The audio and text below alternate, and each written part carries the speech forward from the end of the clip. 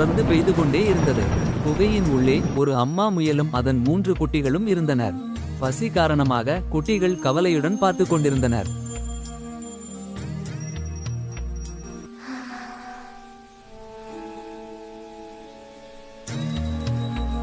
குட்டிகள் பசியால் வாடுவதைக் கண்டு அம்மா முயல் வெளியே சென்று உணவு தேட வேண்டிய அவசியத்தை உணர்ந்தாள். குடையை எடுத்துக்கொண்டு மெதுவாக குகையிலிருந்து வெளியே வந்தாள். காட்டுக்குள் பாதை சிரமமாக இருந்தது. மண் சீரும் மழை பெய்யவும் காற்று வீசவும் இருந்தது. இருந்தாலும் அவள் தைரியத்தை இழக்காமல் முன்னே சென்றாள்.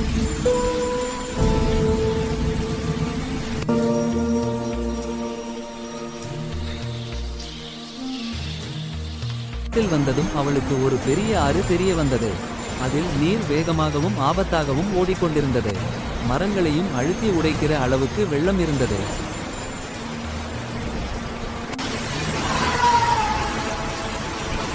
அம்மா முயல் கயிறை பிடித்து குடையை ஊக்கில் போட்டு மெதுவாக ஆற்றை கடக்க முயன்றாள். கீழே நீர் பலத்த சத்தத்துடன் ஓடியாலும் அவள் கவனமாக முன்னே நகர்ந்தாள். கழித்து அம்மா முயல் எதிர்கரைக்கு சென்றடைந்தாள். அவளது முயற்சியால் குடும்பம் மீண்டும் ஒன்றிணைந்தது.